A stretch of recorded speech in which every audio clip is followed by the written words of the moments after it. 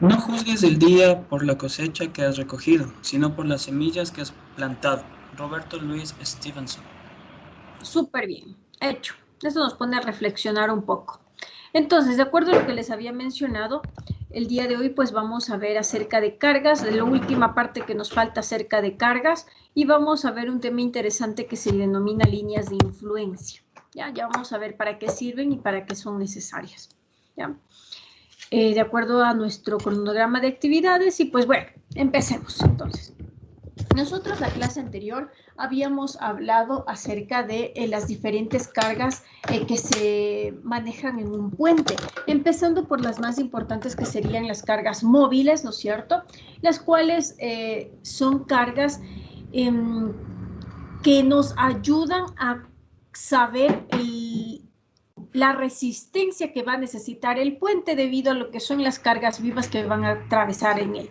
Y nosotros habíamos visto pues que existen algunas cargas vivas móviles que nosotros vamos a hacer uso, empezando por lo que es el camión de diseño, el otro que era una carga de carril de diseño y otra que era una carga alternativa que nos servía también para poder ver lo que es la fatiga que va a solventar en un puente, es decir, para evaluar lo que es el estado límite de fatiga en un puente.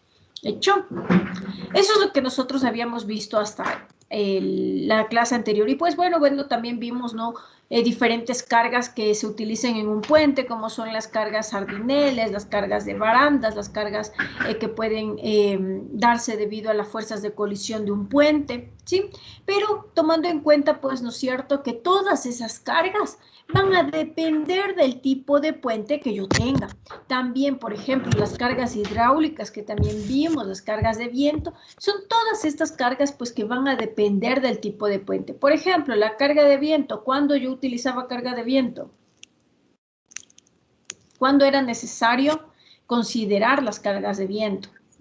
Cuando mi estructura es mayor a 10 metros. Excelente, Edison Moreta, muy bien. Cuando la estructura como tal tiene una altura mayor a 10 metros. Hecho. Cuando es menor, pues la verdad es que no es necesario porque no va a influir mucho. No va a generar muchas vibraciones en las estructuras, por lo tanto, pues no es que hay que tomar tan en cuenta. Entonces, ahora, lo que sí nosotros habíamos hablado, pues que existen cargas que nosotros no debemos olvidarnos nunca, nunca. La primera era netamente pues el peso propio, ¿no es cierto? Peso propio, carga muerta. La segunda, ¿cuál era?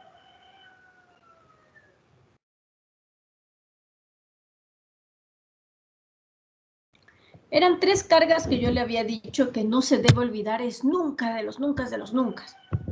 Eso es lo que son las cargas de diseño, cargas mayoradas y las cargas de militar. No. Pero tienes la idea, muy bien, está casi por ahí. Son tres cargas que no debemos olvidarnos nunca. Wellington Cando. Reales. Cargas de diseño de carril. Cargas de No. Las cargas de eje tandem. Altas máximas y de diseño. Eje No. tandem, carga de camión y Las cargas cargas de mayoradas. eje de tandem. Tres cargas que nosotros debemos tomar en cuenta. La primera es carga muerta, peso propio. Es decir, ¿qué cargas usted debe diseñar una estructura y nunca olvidarse? Cuando usted diseña un edificio, ¿cuáles son las cargas que usted no tiene carga que muerta, olvidarse? carga viva. Carga Muy muerta, carga bien, viva. carga muerta, carga viva. ¿Cuáles son las cargas vivas en nuestros puentes? Las cargas reales que circulan. No. Las cargas Las cargas reales a mí ni me interesan, la verdad. ¿Cuáles son? Camión de diseño. Eso, muy bien. ¿Qué tipo de cargas son estas? Camión de diseño, carga de carril. ¿Qué son estas? Cargas vivas. Cargas de diseño. Cargas vivas móviles, ¿no es cierto? Ya van dos. La primera entonces, peso propio. La siguiente, cargas vivas móviles. ¿Y cuál más? Cargas máximas legales. No. Carga viva. Son tres, acuérdese. En toda estructura, Cargas si de usted va a sismo. diseñar un edificio. Carga sísmica. Muy bien, carga sísmica, Ricardo. Muy bien. Son tres que usted no tiene que olvidarse nunca. La primera, carga muerta, peso propio de la estructura. Segunda, ¿cuál era? Cargas vivas. Móviles. Cargas vivas móviles. Las móviles, muy bien. ¿Y la tercera? Cargas sísmicas. Cargas sísmicas. Son cargas que usted no puede olvidarse en una estructura, no puede. Las otras pues van a depender, ¿no es cierto?, del tipo de puente que usted esté realizando.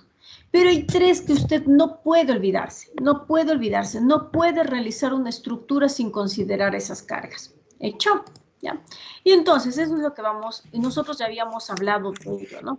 Las cargas sísmicas como tal, pues, habíamos hablado que para considerar lo que son cargas sísmicas, nosotros podíamos realizar lo que es un análisis de riesgo sísmico, ¿cierto? Es lo que vimos las primeras clases. ¿Qué era esto de riesgo sísmico? Joyce Guato. Dígame, Inge. ¿Qué era esto de riesgo sísmico? ¿Se acuerdan que nosotros vimos esto al inicio de las clases?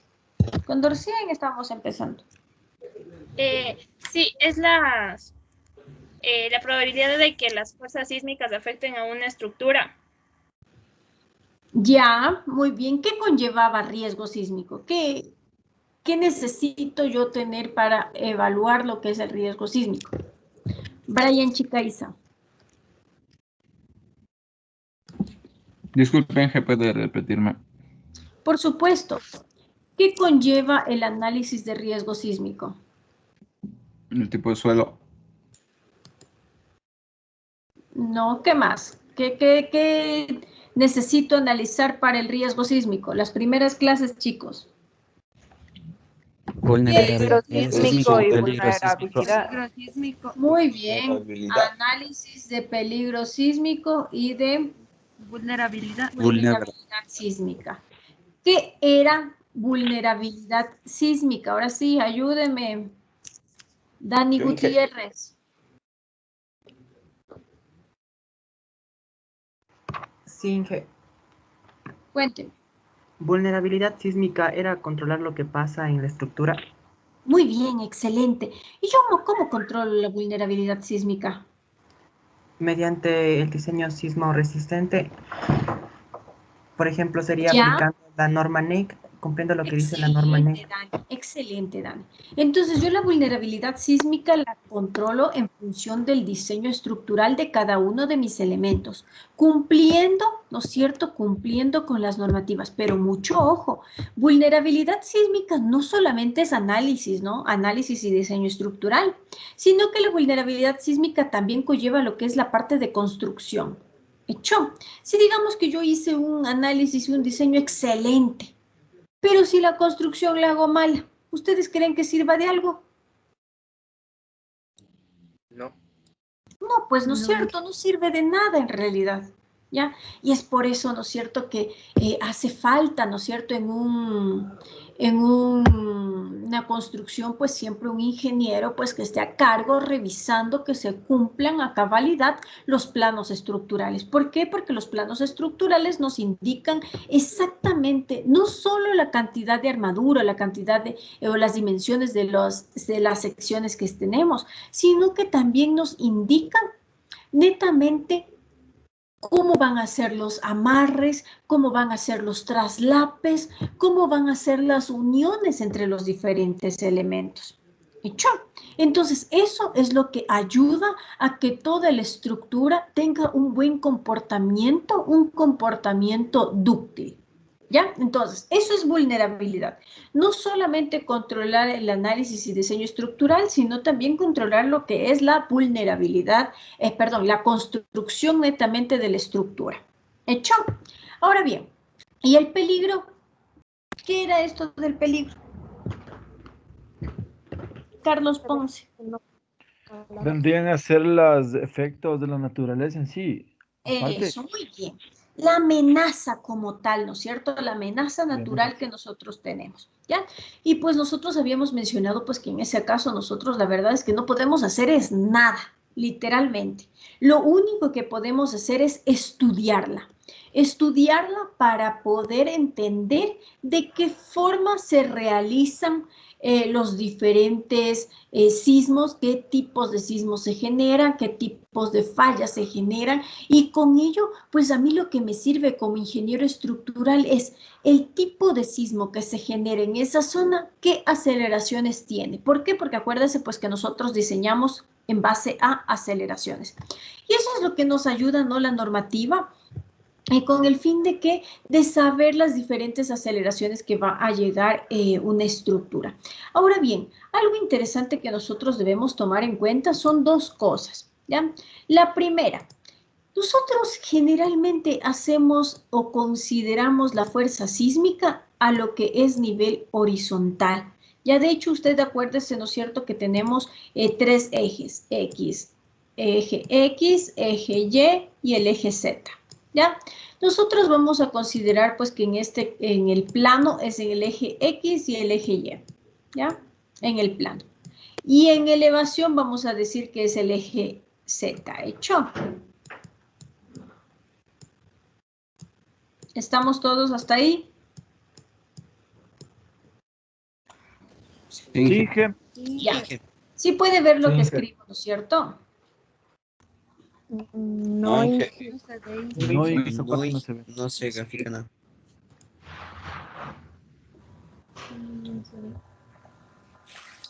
Ahí. Sí. Listo, perfecto. Entonces, súper bien.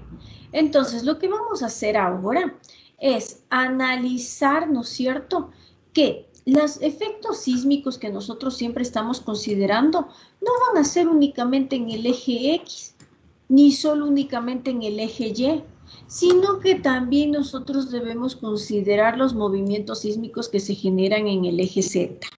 Ya, es decir, a nivel vertical. Generalmente en una estructura, en una edificación, nosotros no tomamos en cuenta el movimiento que se da de forma vertical. ¿Por qué?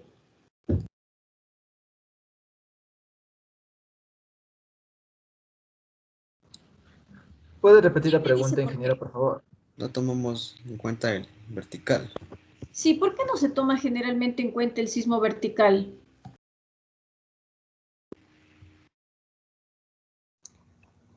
Porque Inge sería más factible que se gire la estructura que antes que se hunda. porque el sismo Haga viene perpendicular a la... No, el sismo, No es muy acuérdense común. siempre que nosotros cuando tenemos las aceleraciones vienen en los tres ejes, ¿no? De hecho, nosotros analizamos los tres componentes, X, Y y Z. Los tres componentes analizamos. Solo que el uno no lo tomamos en cuenta. ¿Por qué? Uno ya Porque casi tiene la idea. Porque estaría Debido a que los empotrado. desplazamientos son más laterales que verticales. ¿Por qué qué? Porque estaría Los empotrado desplazamientos prácticamente son más en el verticales. sentido A vertical. ver, hable Más uno por horizontales. uno. Por uno. Los desplazamientos son más lo que son horizontales y no tanto verticales, con un mayor No, efecto. esa no es la razón. Esa no es la razón. Inge, Cuénteme. porque prácticamente estaría empotrado y por peso propio y por la gravedad mismo no sufriera mayor daño en lo que es la estructura verticalmente. Ya, muy bien, Diego Arauz. En realidad, nosotros vamos a tener una estructura con mucho peso, ¿ya?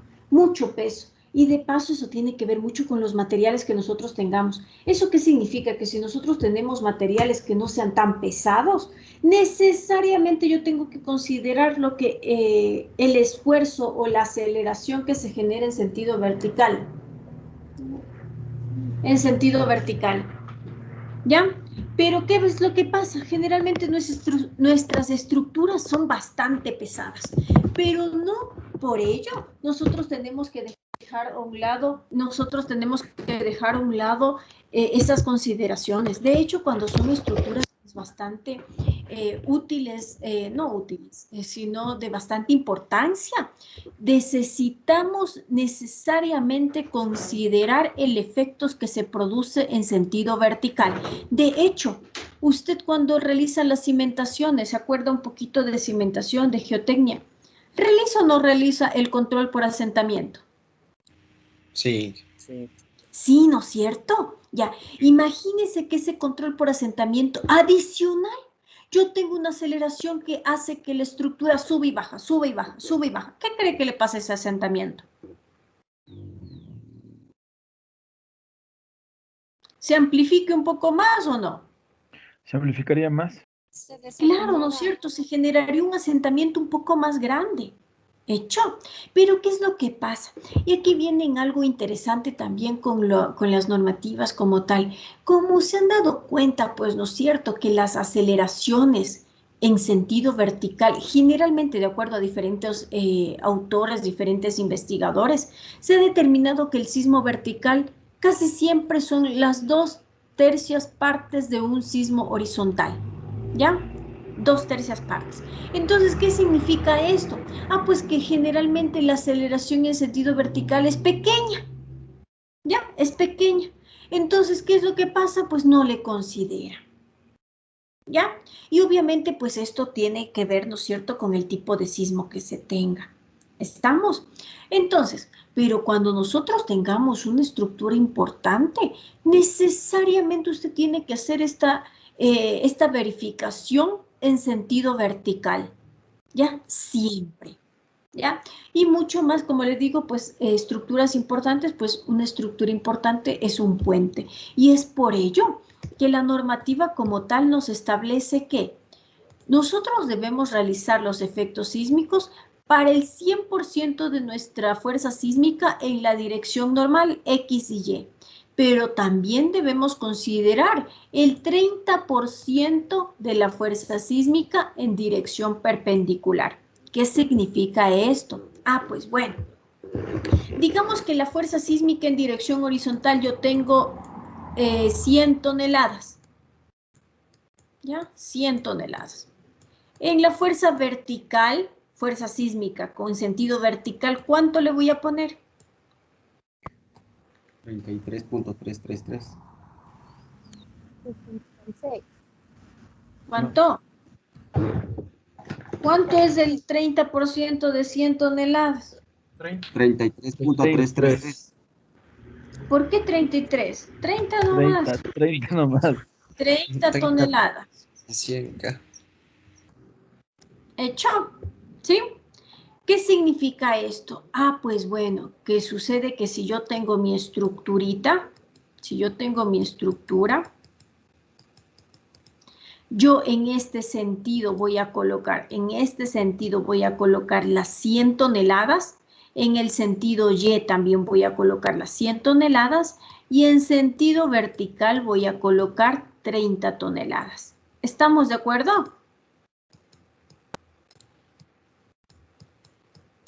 Sí. Hola. Sí. ¿Ya? Y aquí Sí. viene interesante. ¿Qué fuerza más también había de esta manera que nosotros habíamos visto en la anterior clase? La de giro. No, no puede ser la de giro. No hay una fuerza de giro. Momento. No. La del viento. La del viento. Muy bien, la del viento. Nosotros también en la anterior clase habíamos visto acerca de la carga de viento. ¿Y qué es lo que nos decía la normativa? Ah, pues bueno. Sucede que si yo tengo un puente de más de 10 metros, también debo considerar el viento, pero no solamente el viento en sentido horizontal, sino que también debo considerar el viento en sentido vertical. Y si se da cuenta, viento más sismo, entonces ya se genera pues una fuerza pues bastante representativa, ¿cierto? ¿Sí? Sí. ¿Sí? Perfecto. ¿Ya? Ahora bien, sucede que nosotros hemos analizado, ¿no es cierto? Y hemos visto, ¿no? Acerca de cuando habíamos hablado del riesgo de los diferentes espectros, ¿no es cierto? Que nos muestra la norma. Por ejemplo, ¿qué tipo de espectro nos muestra esta figura?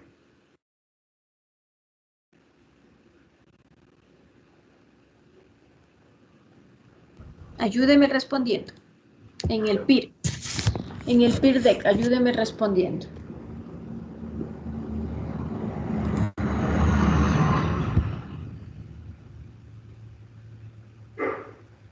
Dice, a ver, Paul Cárdenas dice si por favor le puede emitir. No tengo ninguna, ningún requerimiento.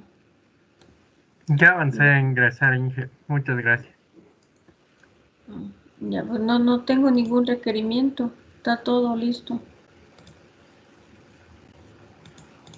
Ya. ¿Es un espectro de diseño o espectro de respuesta? Un espectro de diseño. Espectro de diseño. Es un espectro de diseño. Acuérdese que el espectro de diseño es el que nos da netamente las normas y resultan en función de una combinación de muchos espectros de respuesta. Es decir, de lo que nosotros tenemos acá, ¿ya? De esta manera, pues, se realiza, ¿no?, lo que es un espectro, ¿no? Yo tengo mi aceleración del terremoto, ¿ya? Mi aceleración netamente en el lugar donde yo quiero analizar. Y en función de este registro de aceleración del sismo, digamos que este es el sismo del 2016, ¿ya? Yo quiero analizar el sismo del 2016. Entonces yo analizo para diferentes estructuras con un periodo 1, con un periodo 2, con un periodo 3, diferentes tipos de estructuras. ¿Hecho? Y para estos diferentes tipos de estructuras, yo analizo lo que es la respuesta de este sistema estructural dado este registro de aceleración. ¿Hecho? Entonces, ¿qué va? Yo con este registro le ingreso a esta estructura de diferentes periodos y la respuesta de esta estructura de periodo 1 me da una respuesta en aceleración. ¿Hecho? ¿Y qué es lo que pasa? Ah, pues bueno, los máximos puntitos que yo obtuve, el máximo aceleración que yo tuve, le coloco y obtengo lo que es mi espectro de respuesta. ¿Estamos de acuerdo? Sí. Y pues como yo les había comentado, ¿no?, en el análisis de riesgo sísmico, para yo llevar a cabo o yo obtener estas respuestas de las diferentes estructuras, acuérdese pues, ¿no?, que las respuestas de las diferentes estructuras en términos de ¿qué puede ser?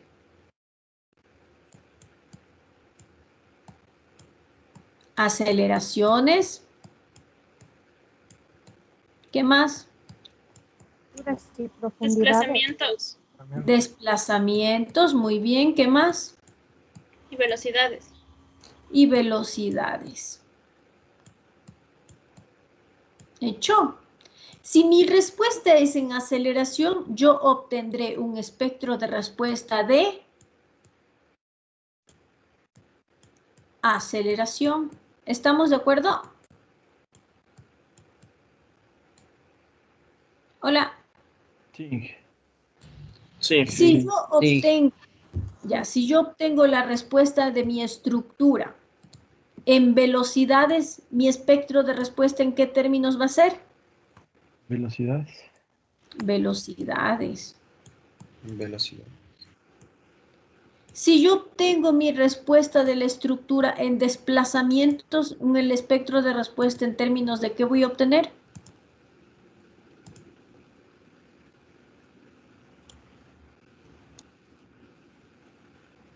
Hola. De desplazamientos igual. En desplazamientos. Muy bien, de desplazamientos. ¿Estamos de acuerdo? Y aquí yo les había hablado, ¿no? Yo sé que es un poco molestoso, por así decirlo, acordarnos de ello, pero es una fórmula que les va a alcanzar por el resto del tiempo. Acordándonos que K por desplazamientos tendremos una fuerza más el C, que es el amortiguamiento por la velocidad, más la masa por la aceleración. ¿Sí? Esto es igual a 0 y esto se le denomina equilibrio estático.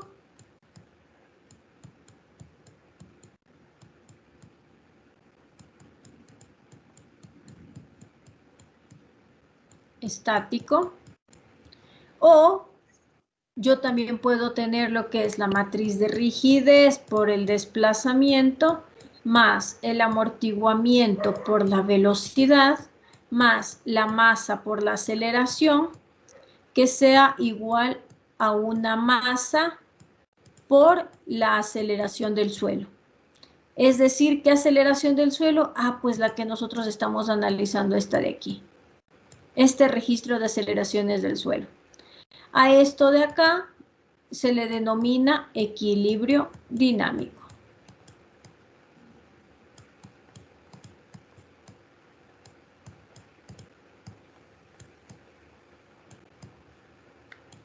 ¿Por qué se le denomina equilibrio dinámico?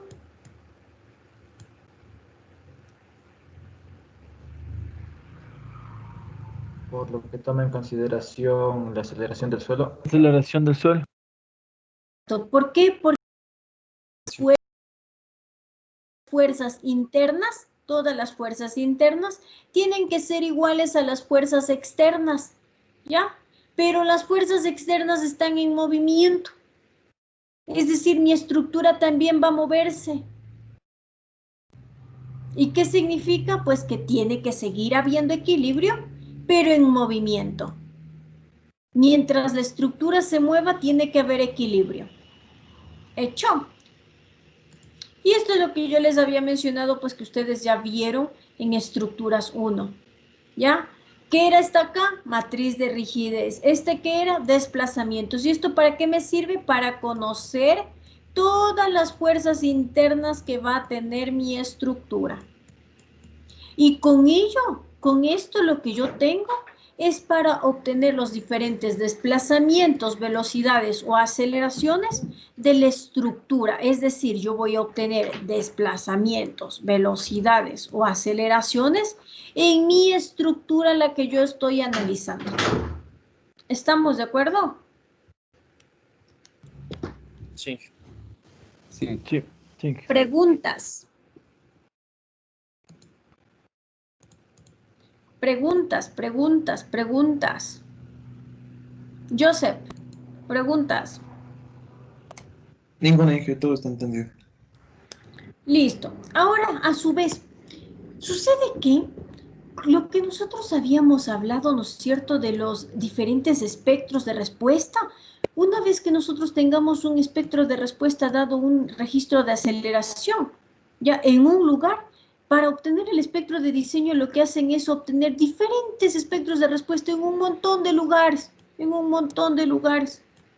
ya en muchos lugares a lo largo del país. Y con ello, pues la unificación o el análisis de los diferentes espectros de respuesta, yo obtengo lo que es mi diferente espectro de diseño, que es el de la normativa. Ahora bien, sucede que este espectro de diseño que yo obtengo de la normativa, el espectro de diseño que yo obtengo de la normativa, el que voy a dibujar a continuación, digamos así. ¿Ya? Este espectro de la normativa yo lo estoy teniendo, es un espectro elástico de diseño.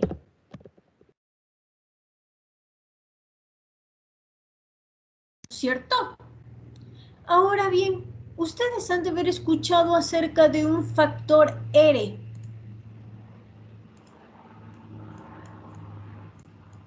¿Qué significa este factor R en la normativa? La reducción. ¿Ya? Muy bien, es un factor de reducción de respuesta. Este es el factor R. Es un factor de reducción de respuesta estructural. ¿Ya? O también se lo conoce como un factor de modificación. ¿Y qué hace este R?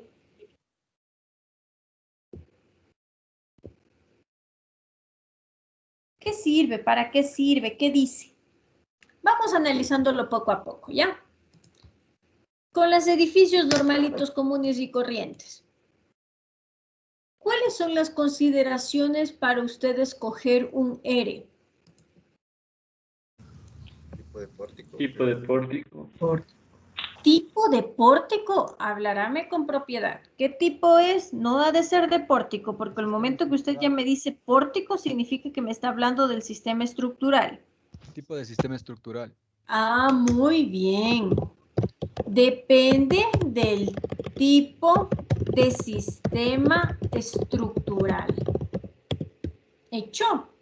Del tipo de sistema estructural. Un tipo de sistema estructural, dígame por favor. ¿Los sistemas duales? Ya, un tipo de sistema estructural, ¿cuál era? Los que ya me hablaron. Los sistemas duales. Es un tipo, ya lo que me dijeron. Los pórticos. Ya, muy bien. ¿Cómo se llama ese sistema estructural? Dual. Aporticado. Jesús mío. Irán a estudiar la siguiente clase. Ya, bien que topan ese tema. La siguiente clase vamos a tener una prueba de diagnóstico. ¿Estamos de acuerdo? Una prueba. ¿Esta prueba qué va a tener? Pues conceptos bien básicos de estructuras 1, conceptos bien básicos de hormigón 1, conceptos bien básicos de hormigón 2, conceptos bien básicos de geotecnia, conceptos bien básicos de cimentaciones. ¿Qué más? Conceptos bien básicos de resistencia a materiales. ¿Estamos de acuerdo? ¿Qué yo necesito saber? Y para decirles más o menos los temas que va a tener la siguiente prueba. Más o menos los temas. Empezando por qué es indeterminación. ¿Cuándo se determina, cómo se determina una estructura isostática o hiperestática?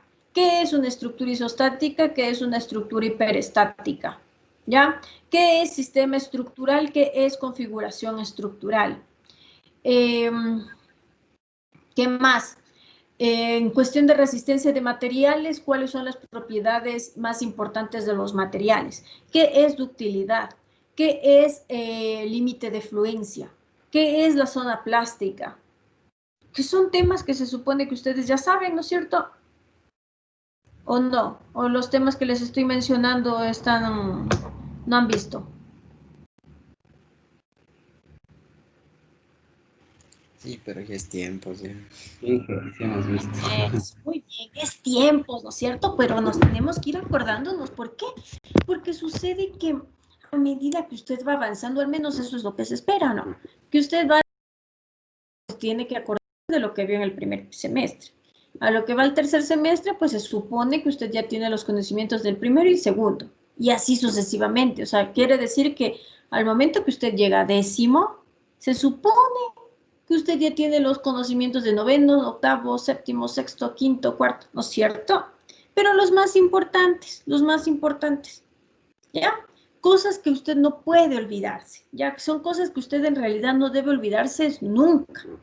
¿Por qué? Porque eso les va a perseguir siempre en realidad, porque esos son conceptos básicos de una estructura. ¿Estamos de acuerdo? ¿Sí?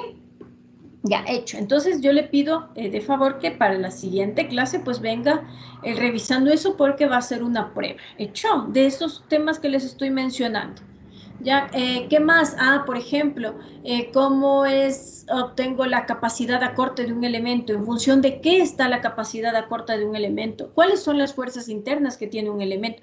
Pero que en realidad ya hemos revisado al inicio, ¿no es cierto? Ya revisamos al inicio de clases eso. Entonces, pero quiero que se acuerde y los tenga bastante presentes.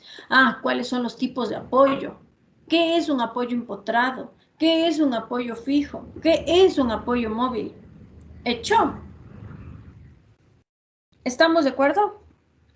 Sí. Sí. Sí, perfecto, súper bien. Ahora bien, dependiendo del sistema estructural, bueno, aquí pongámosle otro sistema porque si no, así se ve que solo es este. Por ejemplo, podemos tener un sistema, el sistema dual, que dijeron que el sistema dual significa que es un sistema con pórticos y con muros de corte. Es un sistema dual. Otro sistema, pues que tenemos un sistema solamente con muros de corte. ¿Ya?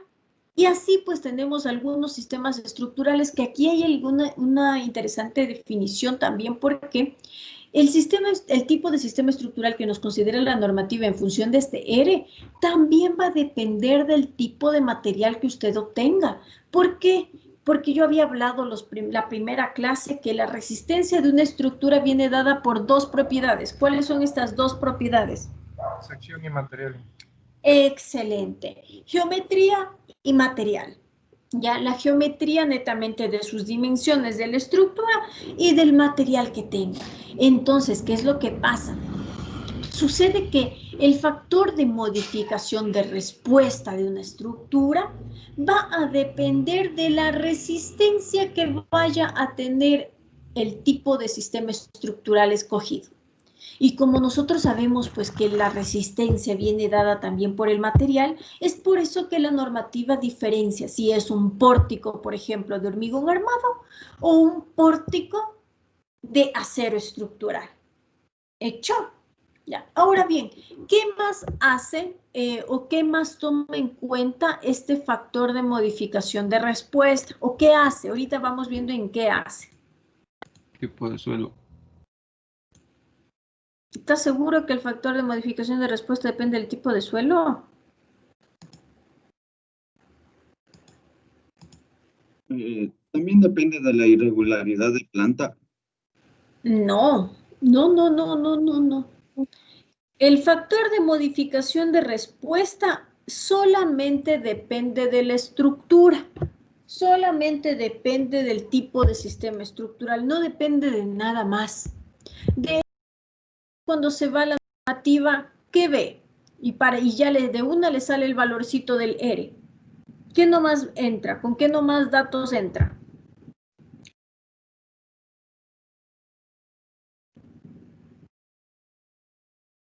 ¿Se acuerda de qué tabla estoy hablando?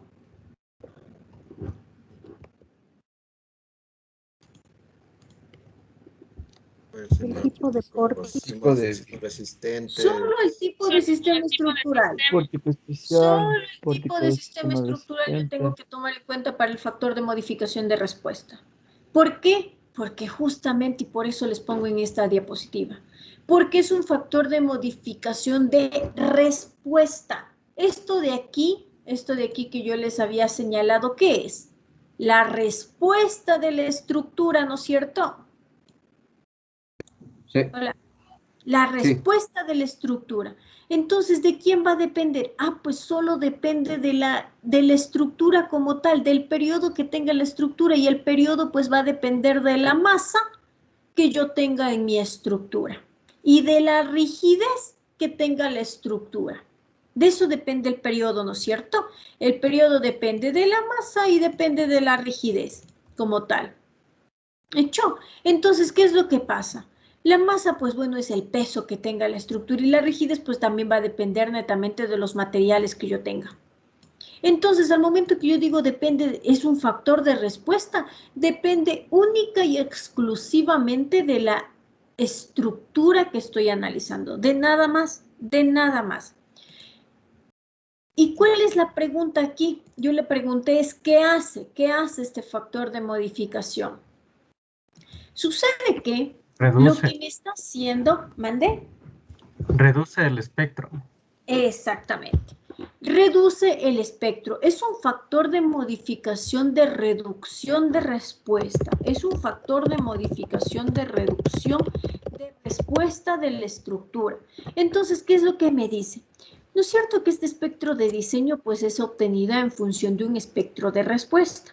El espectro de respuesta es obtenido en función de la respuesta de la estructura. Entonces, ¿qué es lo que dice este factor de modificación? Este factor de modificación reduce la respuesta estructural suponiendo, y aquí viene un supuesto súper interesante, que es suponiendo que la estructura se va a comportar de forma dúctil dependiendo del tipo de sistema estructural que usted ha escogido o que usted está diseñando. Entonces, aquí está el R. Ya netamente el R nos sirve para reducir la respuesta, reduce la respuesta, pero indicándonos que su sistema estructural es un sistema dúctil. ¿Hecho? Es un sistema dúctil. Entonces, ¿qué es lo que pasa? Con este R, yo ya obtengo lo que es un espectro elástico de diseño. ¿Ya? Gracias a este R, Yo reduzco mi espectro convirtiéndolo en un espectro inelástico. ¿Y cómo yo le digo que es un espectro inelástico? ¿Por qué yo digo un espectro inelástico? Yo digo que es un espectro inelástico, ¿por qué? Porque yo estoy asumiendo que gracias a este R, los sistemas estructurales van a ser dúctiles. ¿Qué significa dúctil? Tiene la capacidad para deformarse. Eso, muy bien. Que va a poder deformarse antes de que se rompa. ¿Hecho? Entonces, ¿qué significa? Ah, pues bueno, que yo, cada sistema que yo estoy haciendo, por ejemplo, sistema porticado, cuyo R es de 8, ¿ya?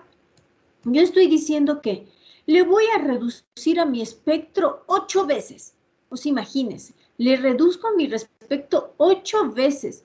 ¿Y con qué fin? Ah, pues bueno, yo le reduzco la fuerza sísmica, sí, le reduzco. Pero yo le estoy diciendo yo reduzco, pero mi sistema porticado tiene que tener un comportamiento dúctil. ¿Qué significa esto? Pues que si viene el sismo, netamente el sismo de diseño, la estructura pues va a poder deformarse, va a poder moverse, va a poder hacer esto justamente. Se va a tener que mover. Y los materiales van a tener un comportamiento dúctil. Mi estructura como tal va a tener un comportamiento dúctil. Eso significa pues que se va a deformar y no se va a fracturar, es decir, no se va a dañar. ¿Estamos de acuerdo? Sí. Sí. ¿Ya? Y esto a su vez nosotros hablamos, ¿no es cierto? Bueno, el máximo factor de reducción de respuesta en la normativa como tal, pues es el 8, ¿no es cierto? Que nosotros decimos para los sistemas aporticados, porque como de paso los sistemas aporticados son bastante flexibles, pues se pueden deformar bastante, se pueden desplazar, ¿no? Se pueden desplazar bastante. Entonces, por lo tanto, pues está excelente porque pues está disipando energía, ¿no es cierto? Entonces, y como se deforma bastante, pues disipa más. Entonces está excelente, ¿no es cierto?, para una estructura. Mientras más se deforma es mejor, mientras más se desplaza es mejor, obviamente, cuidando que sus materiales sean dúctiles, es decir, que mientras mayor haya deformación en sus materiales, pues no se rompa, ¿no es cierto? Pero ahora bien, en un puente, ¿qué es lo que pasa? Sucede que en un puente nosotros también vamos a tener un factor de modificación de su respuesta, ¿ya? Pero sucede que el máximo valor que nosotros vamos a tener es de 3.5, ¿ya? El máximo factor de reducción de respuesta, ¿ya? Ahora, ¿qué es lo que pasa y nosotros cómo utilizamos esto? ¿Por qué utilizamos 3.5? ¿O cuándo utilizamos 1.5? ¿O cuándo utilizamos ya? Sucede que esto va a depender del tipo de subestructura que tenga y también dependiendo de las conexiones que yo tenga. ¿Cuándo se denomina columnas múltiples? Bueno, eso vamos a ver cuando ya estemos en el análisis de pilas, pero para hacerle un análisis o una idea de cómo funciona ello. Digamos que aquí yo tengo a nivel longitudinal mi puente, ¿ya? A nivel longitudinal mi puente. Y aquí yo tengo una pilita, ¿ya? Esto es a nivel longitudinal, Sucede que si yo quiero ver en sección transversal esto, en sección transversal yo le voy a poner, cuando se refiere a múltiples columnas, es que yo tengo una columna aquí, una columna acá, otra columna acá. ¿Hecho? Tiene tres pilas aquí mismo. Esta es sección transversal y esta es la sección longitudinal. Entonces, ¿y por qué cuando yo pongo columnas múltiples yo puedo ponerle hasta un 3.5 de reducción de respuesta? ¿Eso qué significa? Ah, pues bueno, que como yo tengo varias columnas, pues estas columnas van a ser dúctiles, van a poderse desplazar. ¿Hecho? Van a poderse desplazar. ¿Estamos de acuerdo? Y se desplazan más y hay una mayor, por así decirlo, de seguridad, porque son más columnas que están soportando las cargas. Más columnas que están soportando las cargas. No es lo mismo que en cambio tuviese solo unita, solo un ítem, sección transversal, solo vean una grande, ¿ya?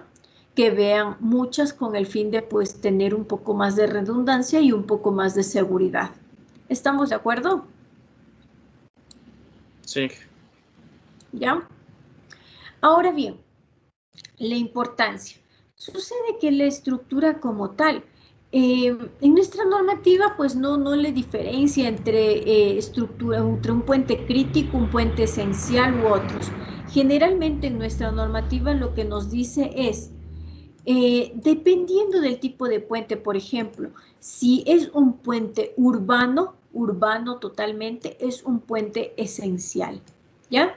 En cambio, si es un puente rural en el cual no hay mucho poblado, se puede al revés, perdón. Si es un puente urbano, yo estoy considerando lo que es un puente crítico, es decir, mi reducción de respuesta va a ser menor. En cambio, si es un puente rural donde en realidad no haya mucha población o no haya mucho tránsito de vehículos, se puede considerar lo que es un puente esencial.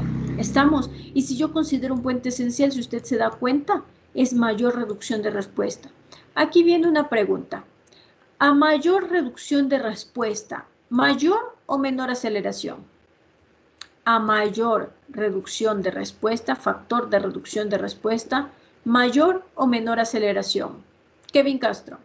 Menor aceleración. Menor aceleración, muy bien. A mayor factor de reducción, yo tengo menor aceleración. Y ahora una pregunta.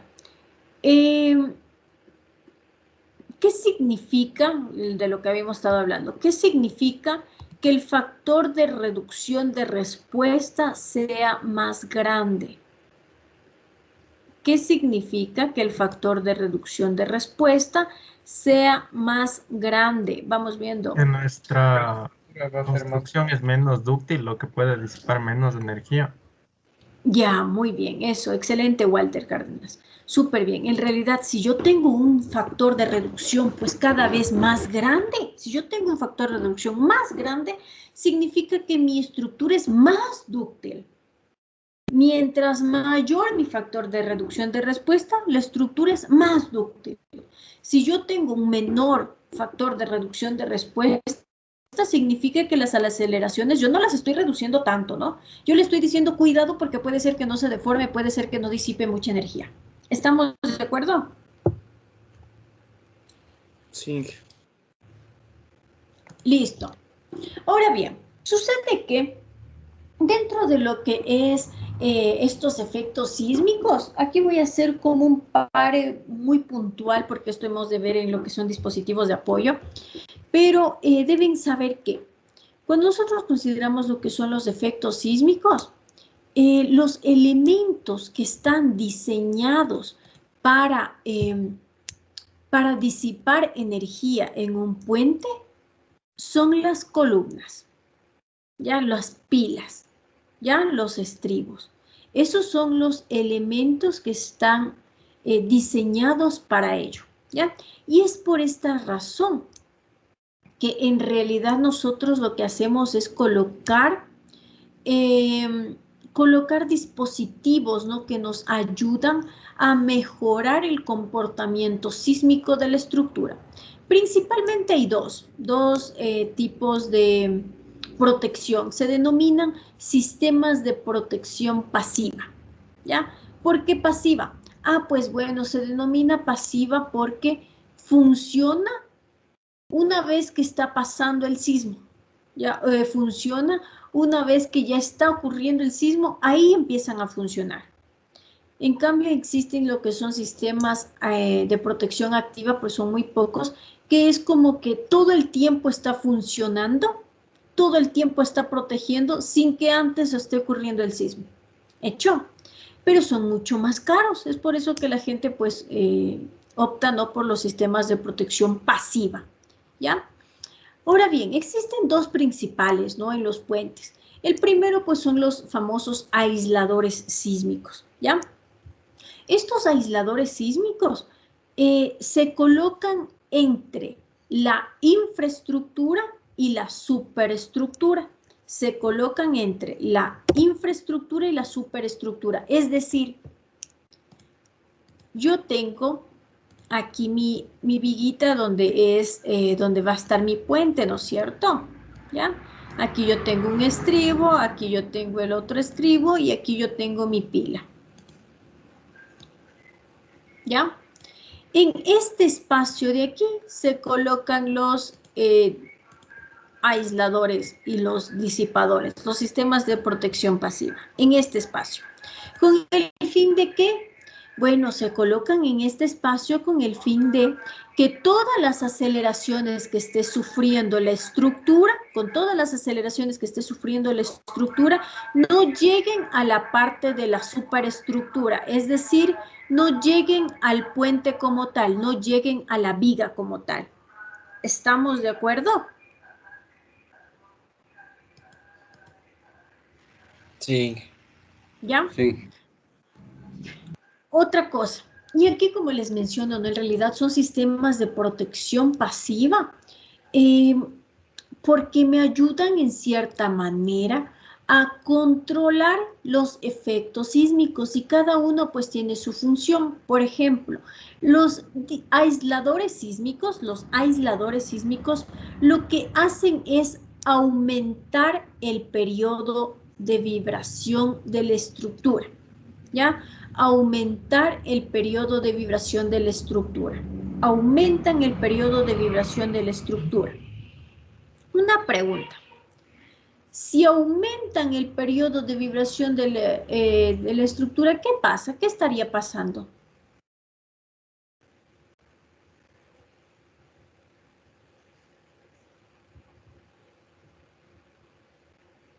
Hola. Haría que la estructura se mueva más lento. Ya. Súper bien. No, más lento no. A mayor periodo, acuérdese pues que la estructura es más flexible, pero ¿quién utiliza esto de la flexibilidad? Este dispositivo. Este dispositivo es el que se mueve para un lado y para el otro, para un lado y para el otro, ¿ya? Se vuelve más flexible. Este aparato es el que se vuelve más flexible, por ende está dando mayores desplazamientos y por ende está haciendo que cambie el periodo de la estructura, que aumente el periodo de la estructura. Y al momento que aumenta el periodo de la estructura, la aceleración baja. ¿Estamos de acuerdo? Aumenta el periodo de la estructura, la aceleración está bajando. ¿Hecho? Sí. ¿Ya? En cambio, con los disipadores sísmicos generalmente se lo colocan en un puente de esta forma. ¿Ya? Voy a hacer el mismo ejemplito. Bueno, voy a hacerle ahora con el estribo, ¿ya? Este es mi estribo. El disipador sísmico justo funciona de esta manera. Es como un puntal que yo tengo aquí. ¿Ya? Como un puntal que yo utilizo. ¿Ya? ¿Para qué? Para proteger netamente a toda la estructura. Protejo yo a toda la estructura. Y este disipador lo que hace, en cambio, es dentro de él, este portecito, no sé si usted puede ver este cosito azul. Sí. Sí. El amortiguador. Esto lo que hace es sube y baja, ¿ya?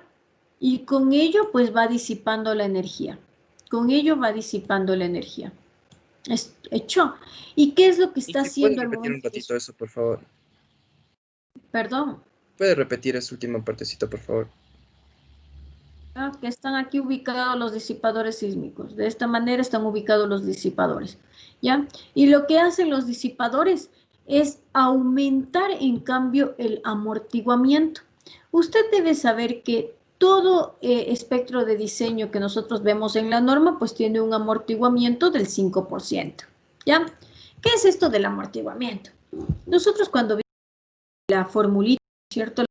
La normalita, para equilibrio estático, repítame, porfa, ¿cómo era? Para equilibrio dinámico.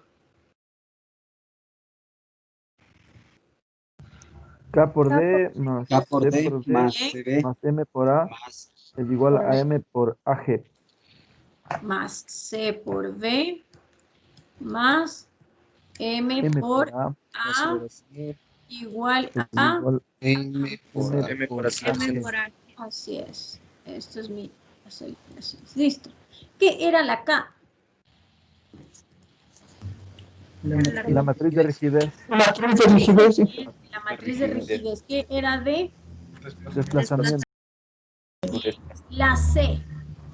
El factor de amortiguamiento. Eso, el amortiguamiento. El amortiguamiento.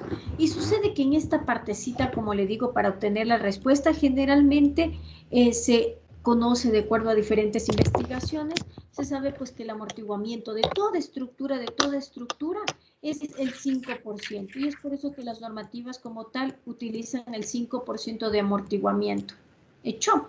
Pero sucede que cuando yo le coloco sistemas de protección sísmica, por ejemplo, un disipador, lo que hace es que este amortiguamiento de aquí ya no es 5%, sino que es más a medida que yo voy colocando, dependiendo, ¿no?, del tipo de disipador que yo tengo, llegando hasta el 30% de amortiguamiento. Es decir, esta partecita de aquí funciona para arriba, para abajo, dando amortiguamiento a la estructura como tal. Y mientras mayor amortiguamiento, ¿qué pasa? Pues también yo bajo la aceleración. ¿Estamos de acuerdo? Sí. Sí. ¿Ya? Y sucede pues que no, que todos los materiales, por eso se ha comprobado que por lo menos tienen el 5% de amortiguamiento. Hay materiales, por ejemplo, bueno, la verdad es que casi no tiene amortiguamiento. Y si yo no tuviese o no consideraría lo que es el amortiguamiento, pues esta aceleración sería un poquito más grande, ¿no es cierto? ¿Sí? Entonces, en función de lo que hemos visto, el aislador, ¿qué hace? Emilio. Aumenta el periodo de vibración de la estructura. Aumenta, muy bien, aumenta el periodo de vibración de la estructura. El disipador, Ronnie Andaluz. Inge, el disipador aumenta el amortiguamiento y disminuye la aceleración. Excelente, muy bien, Ronnie. Aumenta en cambio lo que es el amortiguamiento de la estructura. Y de paso, ¿cómo es que aumenta el amortiguamiento? Porque sucede que los disipadores sísmicos, dentro del disipador, hay como en ese cosito azul que les había mostrado, hay como un material viscoso. Ya es como... No sé si alguna vez ustedes han jugado con esas gelatinas, esas... en los niños que tenían esas gelatinas verdes, de hecho parecía mocos. Ah, sí. Ya, Debe ser algo como así es grasa bien netamente densa. ese material viscoso, ¿ya? ¿Qué sucede? Que al momento que va, sube y baja, esto como que le va disminuyendo el esfuerzo o va aplacando netamente el esfuerzo. ¿Hecho? Eso es lo que hace por dentro el disipador. ¿Ya? Ahora bien, otra de las fuerzas que nosotros también vamos a considerar, dependiendo, ¿no?, del elemento estructural que estemos analizando en el puente, pues es el empuje del suelo. Este empuje del suelo, pues se va a dar generalmente pues en lo que son los estribos. Nosotros aquí debemos considerar algo, ¿ya? Siempre nuestro empuje del suelo va a depender de la altura de suelo que nosotros tengamos. Otra cosa, nosotros el empuje del suelo como tal, solo del suelo, debido solo a este espacio de suelo, la distribución de presiones va a ser de la siguiente manera. Así. ¿Ya? Pero ¿qué es lo que pasa y qué es lo que nos dicen las normativas para considerar lo que es el empuje del suelo? Sucede que el empuje del suelo nosotros también debemos considerar un empuje en la parte más alta. ¿Por qué? Porque en esta parte pues van a cruzar los vehículos, ¿no es cierto? Si bien es cierto, no está entrando al puente todavía, pero por aquí tiene que cruzar el vehículo pues para llegar al puente, ¿no es cierto? Hola. Sí. Sí. Ya. Y como el carro pues tiene un peso, ¿no es cierto? Tiene un peso. Lo que nos dice es perfecto. Ese peso, como nosotros vamos a tener que considerarlo, tenga en cuenta el peso del carro, del camión de diseño, tenga en cuenta el peso del camión de diseño, transfórmelo a una H, transfórmelo a una H. ¿Qué significa? Y con ello usted va a tener como que tuviese aquí un relleno adicional. ¿Cómo va a ser eso? Ah, pues bueno. Sucede que mi camión de diseño, ¿cuánto peso tiene? Hola. 48 toneladas. 32.56 toneladas. Ya el camión de diseño. Total. Hecho solo el camión de diseño. Ya. Sucede que el camión de diseño yo tengo este peso. Pero yo tengo que hacerle un equivalente. Yo quiero realizar un equivalente para saber cuánta tierra necesito colocar para que me dé este peso. Entonces lo que yo hago es lo siguiente, hacer como un equivalente aquí, tomando en cuenta que yo estoy analizando para 1 metro, aquí para 1 metro, ¿ya? En volumen también 1 metro, y esta de aquí va a ser una H. Hecho una H equivalente. ¿Estamos? ¿Cómo se calcula el peso de este volumen? Tierra.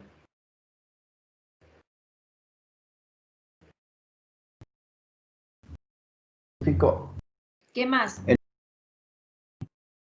Es un peso específico. ¿Estamos de acuerdo? Sí. ¿Ya? El peso, ¿cuál sería el peso? ¿Qué queremos llegar? 32.56. Muy bien, 32.56 va a tener que ser igual a ¿qué? A un volumen, al volumen de tierra que nosotros tenemos por el peso específico.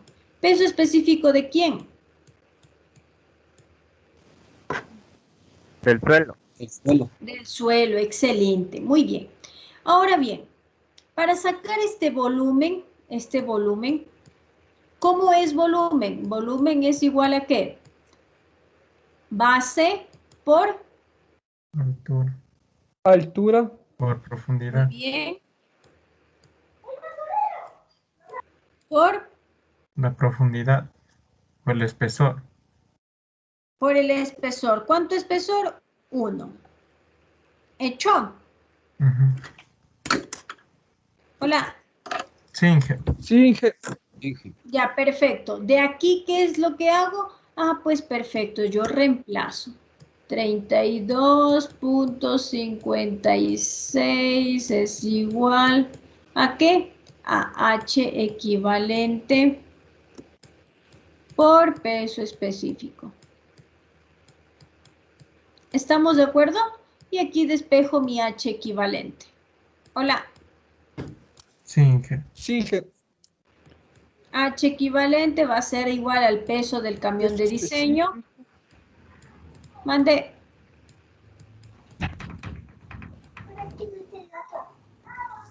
¿Sí se puede ver lo que escribo? Sí. Sí. Sí.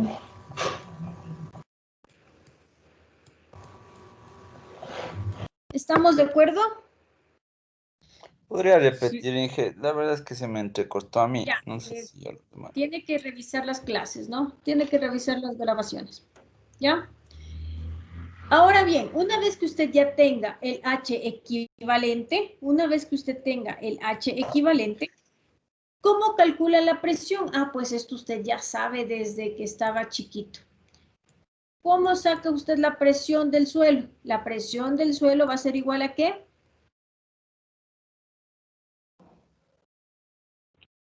Hola. O volumen sobre... Presión del suelo, geotecnia y cimentaciones. Fuerza sobre área. No. Presión del suelo. Es igual a un coeficiente de presión activa por la altura y por el peso específico.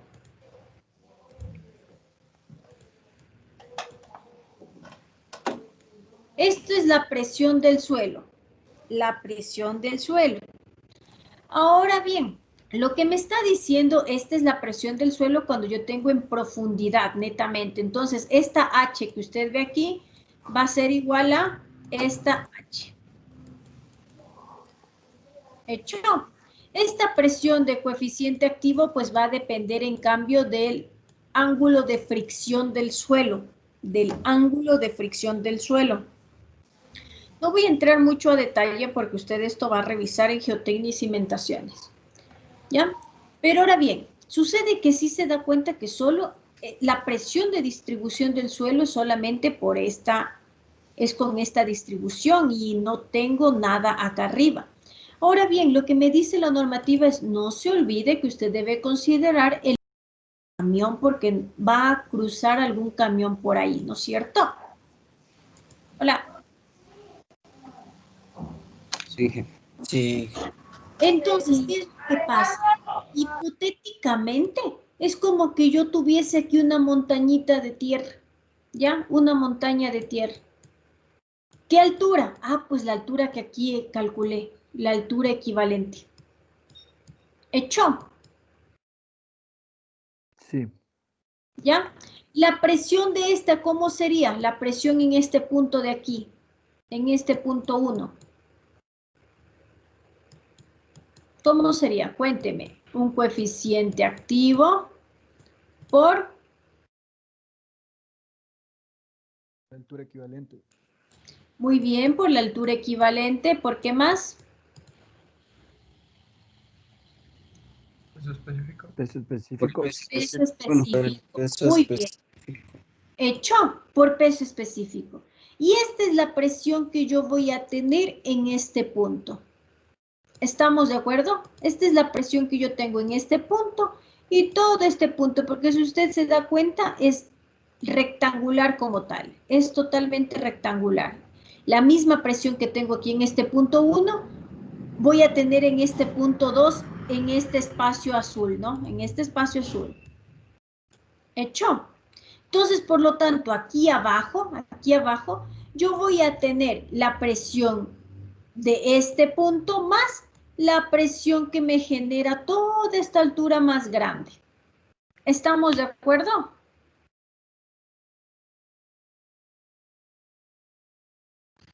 Sí. Perfecto. ¿Ya? Ahora bien, no se olvide que es una presión, ¿no es cierto? Es como que tuviésemos una carga distribuida.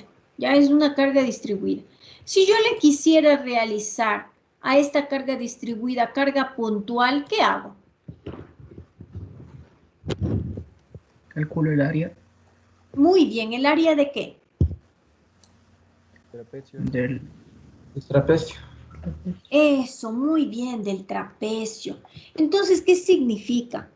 Que yo acá tengo una presión 1, acá tengo una presión 2, ¿no es cierto?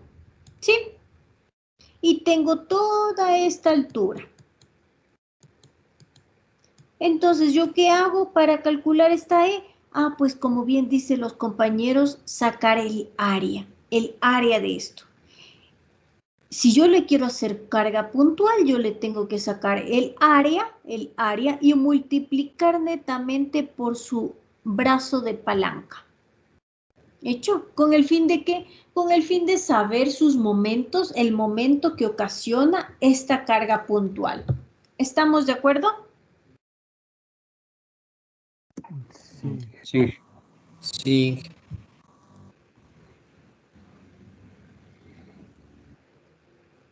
Listo. Ahora bien, esto es lo que nosotros, todo lo que nosotros habíamos considerado, ¿ya? Para terminar con ello. Los factores de carga, ¿qué consideraba esta N? ¿Se acuerdan? ¿Qué es el significador de carga?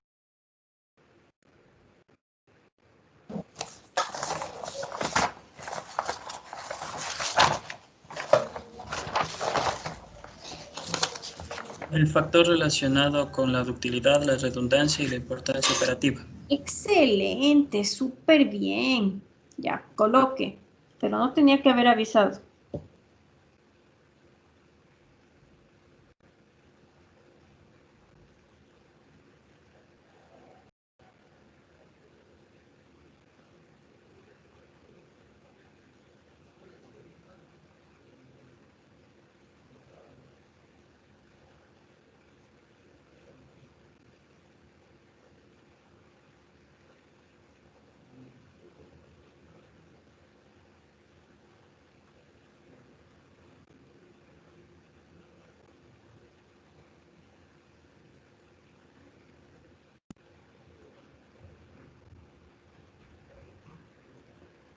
Estimados estudiantes, una vez más les recuerdo, todo lo que tenga que ver con la asignatura, o sea, es más, cualquiera de ustedes puede comunicar conmigo siempre y cuando por el Microsoft Kaisala.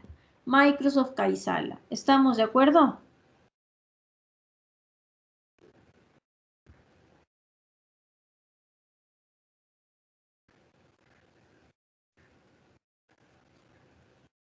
Hola. Sí. Sí. Por Dios, no me escriban al WhatsApp. Todo es Microsoft Kaisala. Yo en el WhatsApp literalmente veo y borro. Así, tal cual.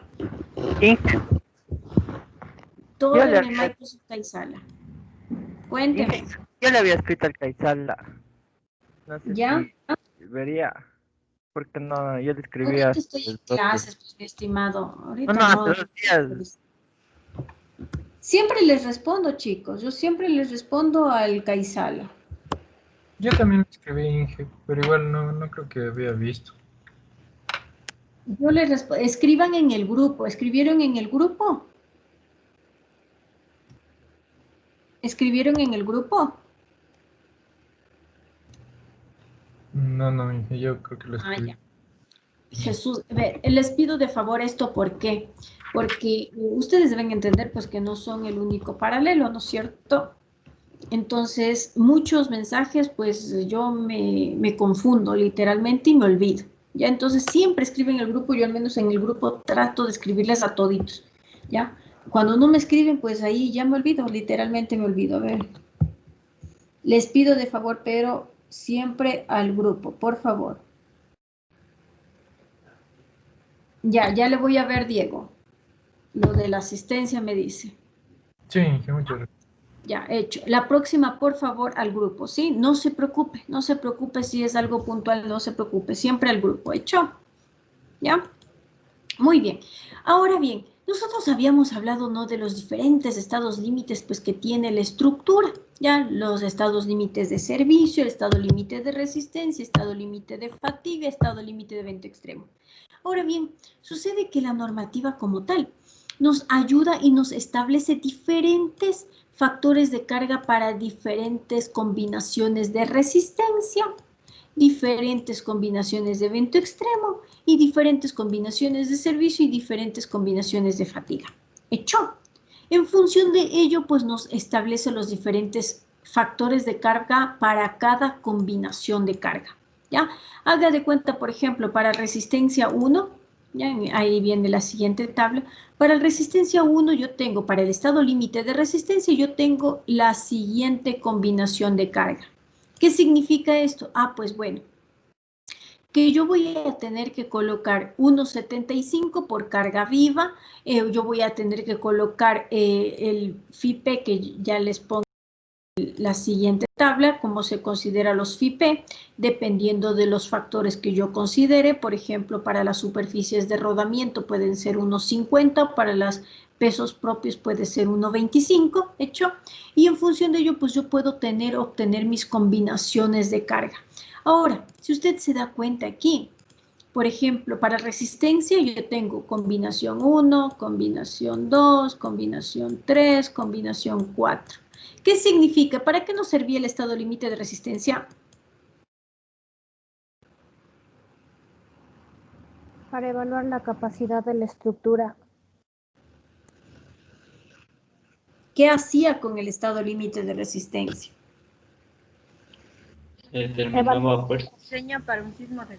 Eso, muy bien, determinadas fuerzas, es decir, yo diseñaba mis elementos estructurales, ¿no es cierto? Diseñaba. Entonces, ¿qué significa? Ah, pues bueno, que en función de ello yo voy a realizar estos 5 combinaciones de carga. Y de estos 5 escojo el valor más grande. Ya es la combinación más grande. Y con esa combinación más grande, yo diseño mis elementos estructurales. ¿Estamos de acuerdo?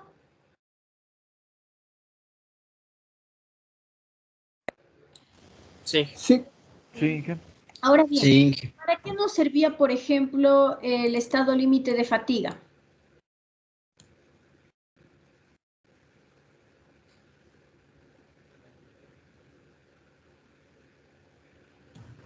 Para comprobar el diseño.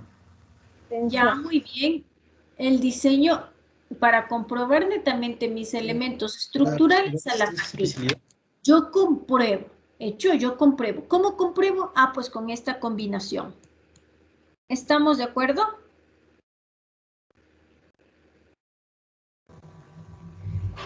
Hola.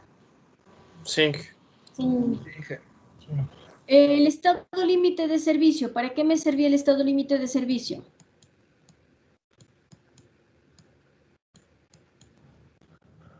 Para evaluar las fuerzas, que las de resistencia sean mayores a las de demanda.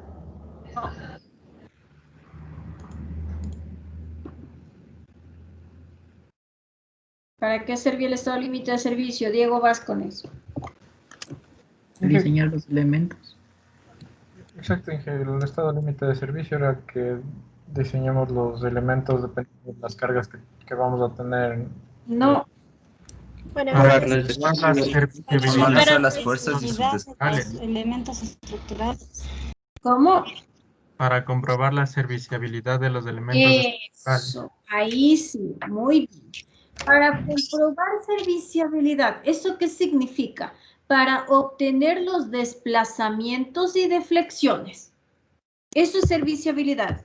¿Estamos de acuerdo? Sí. ¿Ya?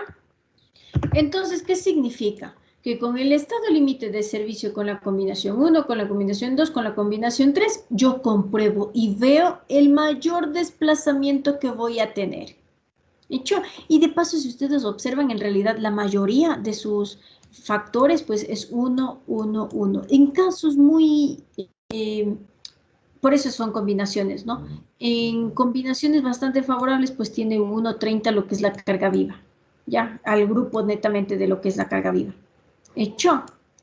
Pero de ahí lo que yo hago generalmente en las cargas de servicio, mejor dicho, en el estado límite de servicio es no colocar factores de carga, ¿con el fin de qué? Con el fin de poder comprobar los desplazamientos, deflexiones que va a tener la estructura. Para eso me sirve, ¿ya?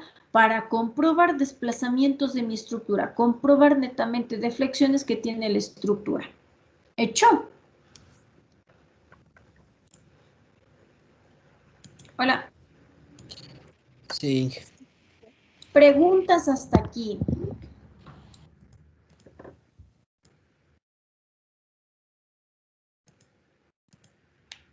Preguntas. No. Ya.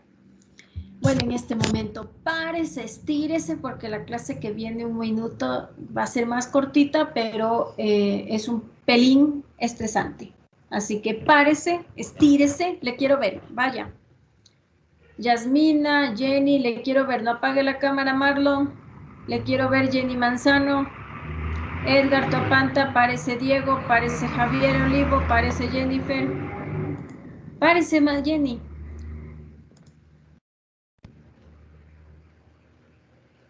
Ronnie Andaluz, Diego Arauz, Joseph Burgat, Fabián Cabezas, Evelyn Caizaguano, no, Evelyn sí está.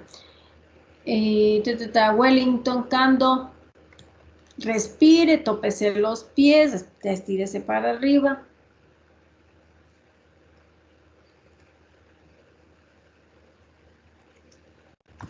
Y vuelva a sentarse.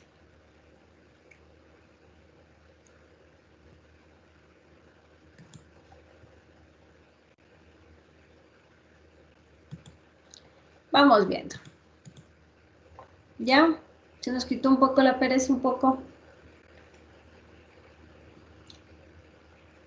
Vamos a empezar ahora. Ya hemos visto todo lo que conlleva cargas.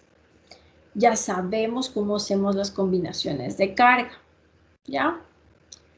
Ahora vamos a ver, en función de estas cargas, yo cómo obtengo las fuerzas internas de la estructura. ¿Ya? Las fuerzas internas de la estructura. Sucede que nosotros vamos a analizar las principales cargas que tenemos en una estructura, son las cargas móviles. Para obtener lo que son las fuerzas internas, dada, por ejemplo, las cargas de peso propio, nosotros ya sabemos hacer un análisis estructural. Es el común y corriente como usted hace, ¿ya? Pero para las cargas móviles hay una pequeña diferencia, ¿ya? Cuando son cargas móviles, ¿ya? Es decir, ¿cuáles son las cargas móviles? Las vivas. Ya, muy bien. Dígame cuáles eran las vivas.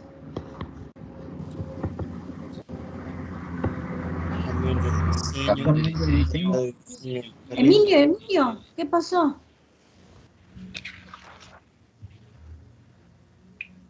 Emilio Benalcázar, dígame, ¿cuáles eran las vivas?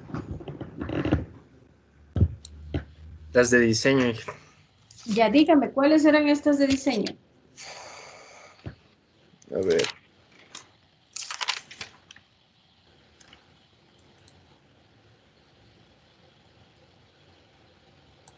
¿Ha estudiado o no ha estudiado? No. Gonzalo Rodríguez. La de los peatones, la de los autos. Estamos diciendo cargas móviles. Los peatones serán móviles, una carga móvil.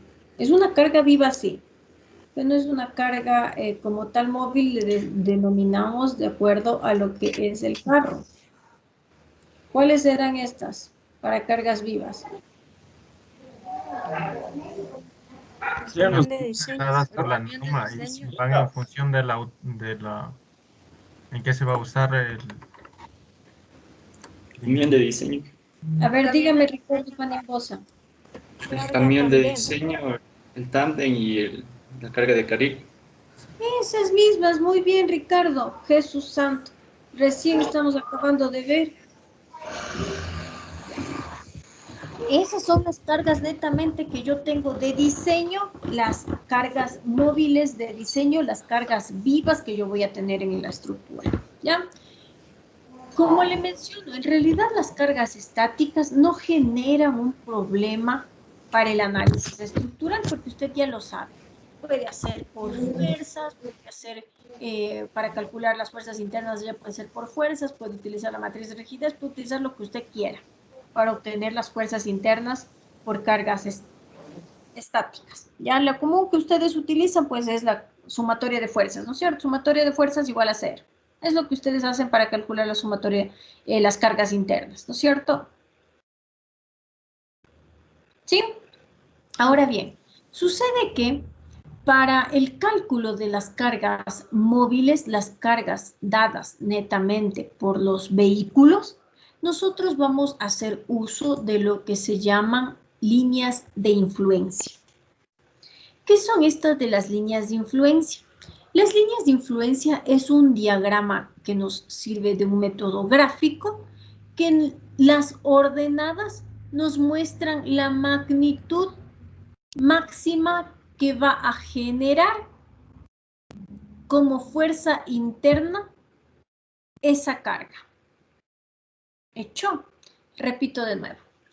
Las líneas de influencia es un diagrama cuyas ordenadas nos muestran la magnitud, ¿ya? La magnitud de la máxima fuerza interna que se va a generar a lo largo de la estructura que estamos analizando. ¿Hecho? Es decir, las ordenadas de estas líneas de influencia nos indican dónde va a ser o dónde van a estar las fuerzas máximas que están ocasionando las cargas móviles. Hecho. Repito de nuevo. Las líneas de influencia son unos diagramas cuyas ordenadas nos indican las fuerzas máximas que se van a estar generando a lo largo de la estructura dadas las cargas móviles. Hecho. Es decir, las líneas de influencia yo utilizo solamente cuando tengo cargas móviles. ¿Ya? Otra cosa adicional, que las líneas de influencia, si yo realizo líneas de influencia a lo largo de la estructura, el resultado de la integración de las líneas de influencia de toda la estructura me van a dar la envolvente máxima, o lo que también se traduce como diagrama de momento, diagrama de corte o diagramas de cargas. ¿Hecho?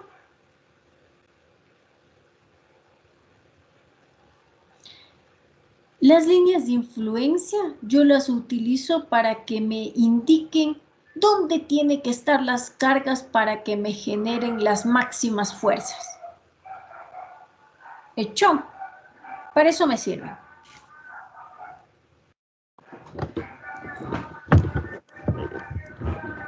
Preguntas hasta aquí.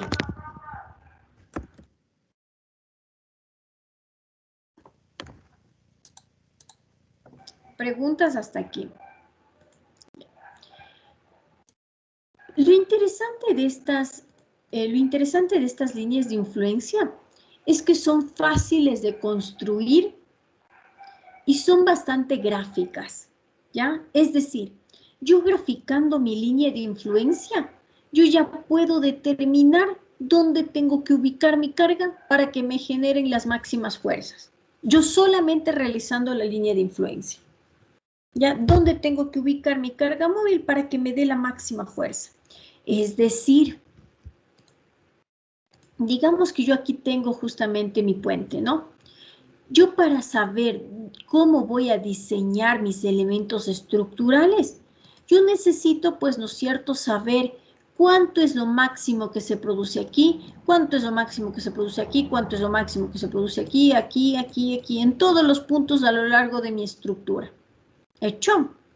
En todos los puntos. Entonces, ¿qué es lo que pasa? Al momento que yo sé ello, lo que me está ayudando es a saber cuánto va a ser la carga máxima que producen estos camiones, estos carros, en el puente, solamente con ver la línea de influencia. Por ejemplo, digamos que yo quiero examinar el corte en este punto. Yo quiero examinar el corte en este punto. Si yo quiero examinar el corte en este punto, yo tengo que saber dónde ubico esta carga para que me genere el máximo corte en este punto. ¿Por qué? Porque yo tengo que diseñar el máximo corte. Con el máximo corte yo diseño mi estribo. Con el máximo corte yo puedo saber las dimensiones de mi estribo. ¿Estamos de acuerdo?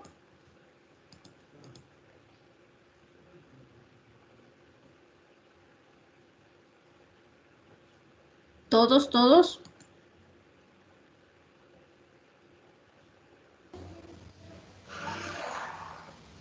Hola. Sí. Sí. Sí.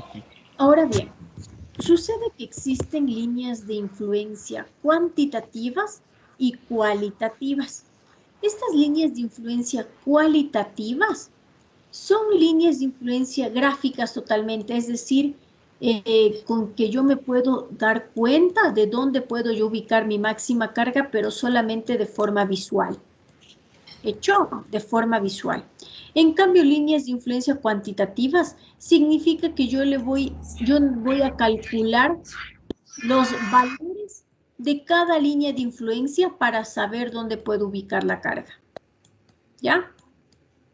La línea de influencia cuantitativa, yo necesito dar valores, yo necesito colocar valores de cada punto de mi línea de influencia para saber dónde ubicar mi carga. En cambio, con la línea de influencia cualitativa, yo sé la gráfica. Yo sé exactamente dónde está la gráfica y cómo es la gráfica y yo con ello pues me doy cuenta de dónde ubicar mis cargas móviles. ¿Ya? Ahora bien, estas líneas de influencia fueron creadas por el profesor Henry Muller Breslau, ¿ya? Estas líneas de influencia, en realidad a mí me gusta mencionar que nacen a partir de lo que es el principio de desplazamientos virtuales, ¿ya? Nace a partir de ello. ¿Por qué? Porque netamente pues yo utilizo básicamente ese mismo concepto energético, pero aplicado con cargas móviles, y pues lo que hace este profesor es analizar que sí, efectivamente, yo aplicando con este principio de desplazamientos virtuales, yo me doy cuenta qué es lo que tengo que hacer para ubicar mi carga, y yo me doy cuenta que las cargas móviles en función de cada punto donde se encuentre van a ir generando los máximos esfuerzos. Y eso es lo que me influencia. ¿Ya? El principio dice lo siguiente. Dice, si se considera que una componente de reacción o de fuerza interna actúa sobre una pequeña distancia y por consiguiente deflecta o desplaza una estructura, la curva de la estructura deflectada o desplazada será alguna escala de la línea de influencia para dicha componente de reacción o de fuerza interna. ¿Ya? Para hacerle más fácil, para que usted entienda este principio de líneas de influencia, lo que vamos a hacer es lo siguiente. Vamos a tomar en cuenta tres cosas. La primera, para dibujar la línea de influencia, primero, no necesita saber nada acerca de las cargas externas. Hecho. Para dibujar la línea de influencia, no necesita conocer las cargas externas. ¿Cuáles son las cargas externas? Un ejemplo de cargas externas. Marlon Rosero.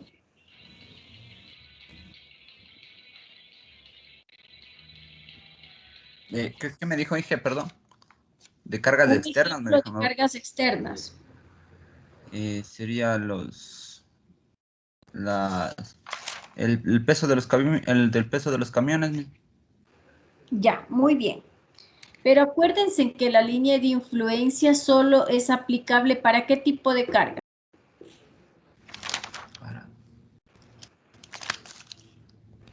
Emilio Benalcázar.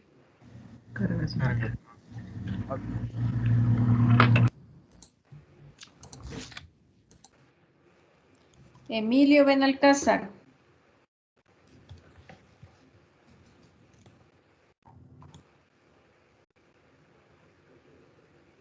Tiene falta Emilio, ya no está.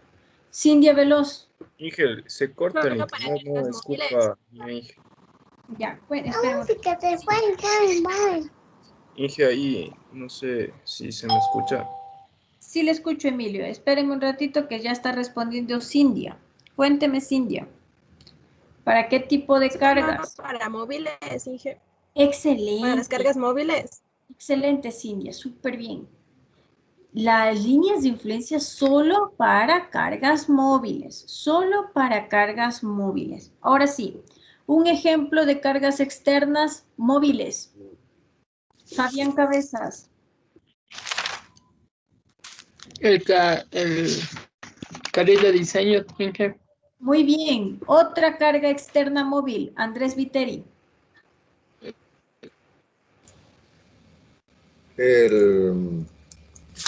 Los automóviles, Inge, ¿cómo se llama el nombre? El tipo de... Tócale, que no se le vaya. Sí, el tipo de automóviles del...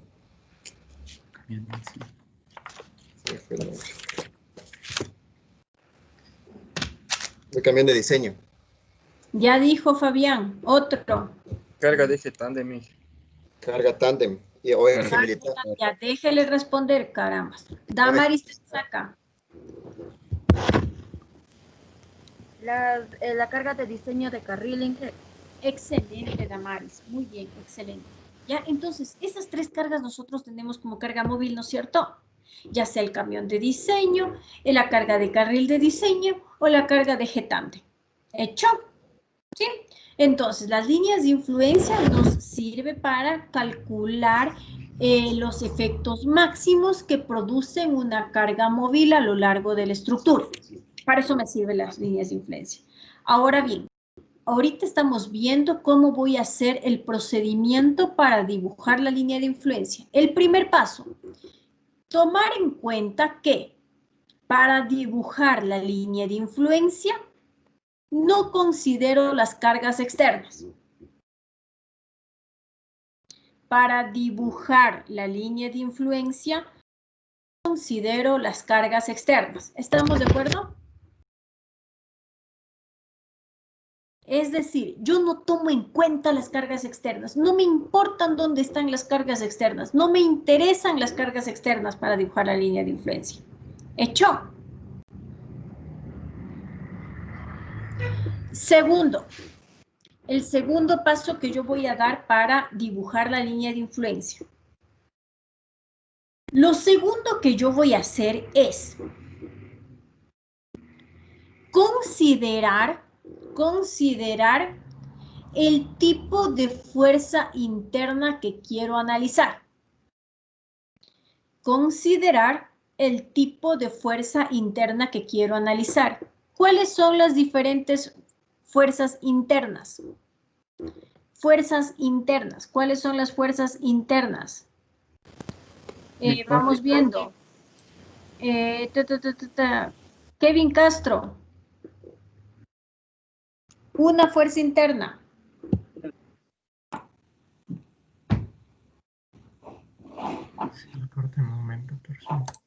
Fuerza interna axial, Inge, ¿me escucha? Excelente, Kevin. Fuerza interna axial. Muy bien. Segunda, Jonathan Castro. Otra fuerza interna. De corte, Inge. Excelente, de corte. Muy bien. Otra fuerza interna. Brian Chicaiza. Un momento, Inge.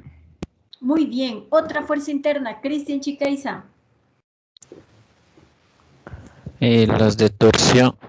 Excelente. Hecho. ¿Ya? Ahora, aquí debemos considerar algo que,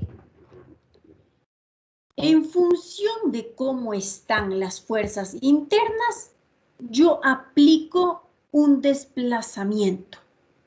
¿Hecho? ¿Qué se refiere con esto? Aquí nosotros vamos a colocar. Yo tenía una fuerza axial, ¿no es cierto? Una fuerza interna axial, como nos dijo Kevin. Otra fuerza interna que sería una de corte. Otra fuerza interna que sería de momento. Otra fuerza interna que sería de torsión. ¿Ya? Yo aquí voy a poner, primero voy a hacer una viguita aquí. Ya voy a hacer una viguita aquí.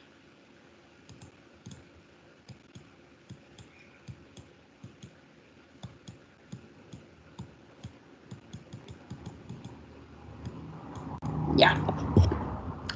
Debemos saber que la fuerza axial, yo voy a generar aquí un X. Ah, caramba. Mi eje está en el eje X.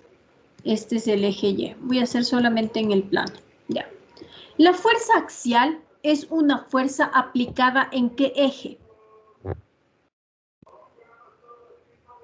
De la viga. Hola. Paralela. Walter Cárdenas. Al eje de la viga. La axial va paralela a la viga. Paralela a la viga. ¿En qué eje? En el eje X. Excelente, en el eje X. Significa que yo voy a tener una fuerza en el eje X. Al momento que yo digo que voy a tener una fuerza en el eje X, para las fuerzas axiales, yo voy a tener que generar un desplazamiento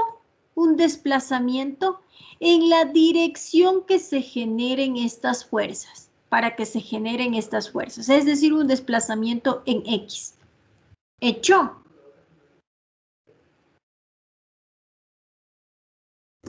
Hola. ¿Sí?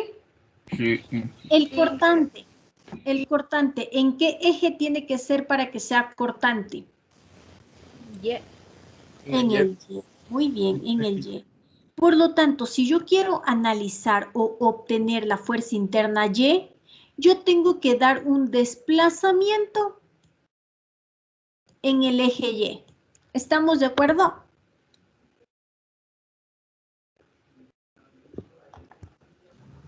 Sí, Inge. Sí, Inge. Perfecto. Para el momento, si yo quiero conseguir un momento, flector, ¿qué tengo que dar? Una fuerza y un brazo de palanca. No. Acuérdate que nosotros estamos diciendo voy a dar un desplazamiento. Para un momento, ¿qué tengo que hacer? Ah, un giro. Una rotación. Giro. Muy bien, yo tengo que dar un giro. Un giro. ¿Estamos de acuerdo? Hay que dar un giro, Inge. Eso, excelente. Tengo que dar un giro. ¿Estamos de acuerdo? ¿Sí? Un giro. Sí. ¿En qué eje? Alrededor de Z. Eso, muy bien. Un eje alrededor de Z. Y aquí voy a colocar Z. ¿Hecho? Para la torsión, ¿qué tengo que hacer? Si torsión, acuérdense que también es un momento, no es un momento torsor. ¿Qué tengo que dar en torsión?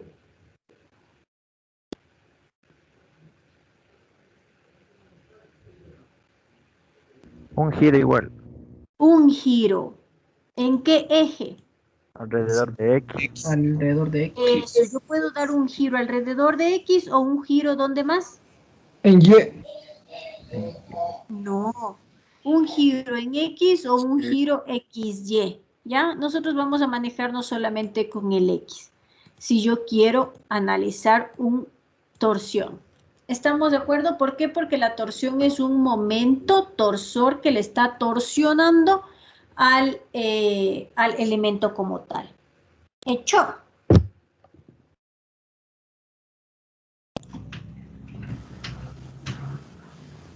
Hola. Sí, Inge. Sí. Ese es el segundo paso, ¿ya? El segundo paso es analizar el tipo de fuerza interna y con ello yo evalúo qué tengo que hacer, si dar un desplazamiento o un giro, dependiendo del tipo de fuerza interna que yo tenga. ¿Hecho?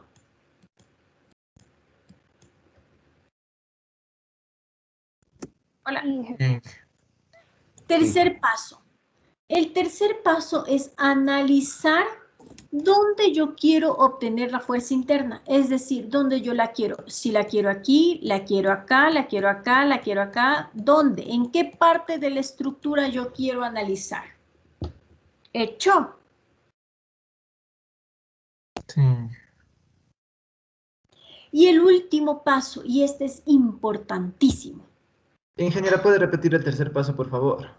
Claro, el tercer paso es analizar dónde yo quiero obtener la fuerza interna. ¿En qué parte de la estructura de la fuerza, en qué parte de la estructura quiero yo obtener la fuerza interna? ¿Hecho?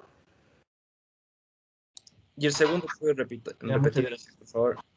Ya, revise por favor la clase. El cuarto paso. El cuarto paso es netamente considerar, la estructura como un cuerpo rígido. Es súper importante. El cuarto paso es considerar la estructura como un cuerpo rígido. ¿Para qué?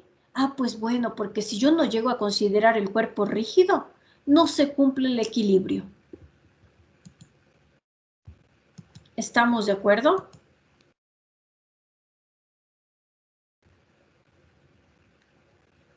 Cuarto paso. ¿Cuál era el cuarto paso? Considerar Considerar cuerpo rígido. Considerar la estructura como un cuerpo rígido.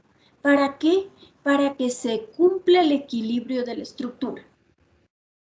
¿Hecho? Repitamos todos los pasos y hasta ahí quedamos. Primer paso. Ayúdeme, Jonathan Castro. Primer paso. El primer paso sería que no se necesita conocer las cargas externas, no se debe tomar en cuenta. Eso, muy bien. Para dibujar la línea de influencia no me interesan las cargas externas. ¿Hecho? No me interesan. ¿Ya? Segundo paso. Edison Moreta. Considerar el tipo de función, considerar el tipo de fuerza interna que voy a analizar. Eso, considerar el tipo de fuerza interna que vamos a analizar. Y con ello, el segundo paso es, y con ello, pues ver, ¿no es cierto?, si necesito dar un desplazamiento, un giro. ¿Estamos de acuerdo?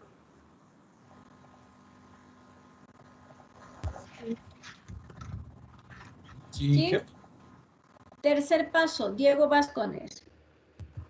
Es analizar en la parte de la estructura que requiero la fuerza interna.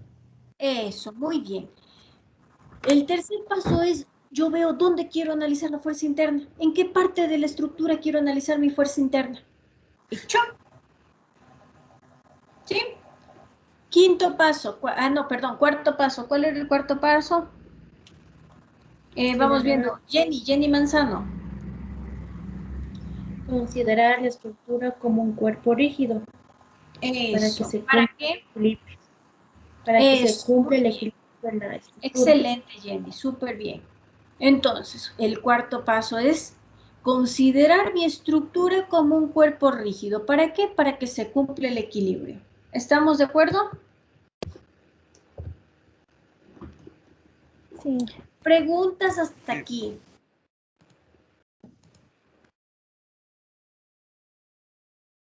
Preguntas.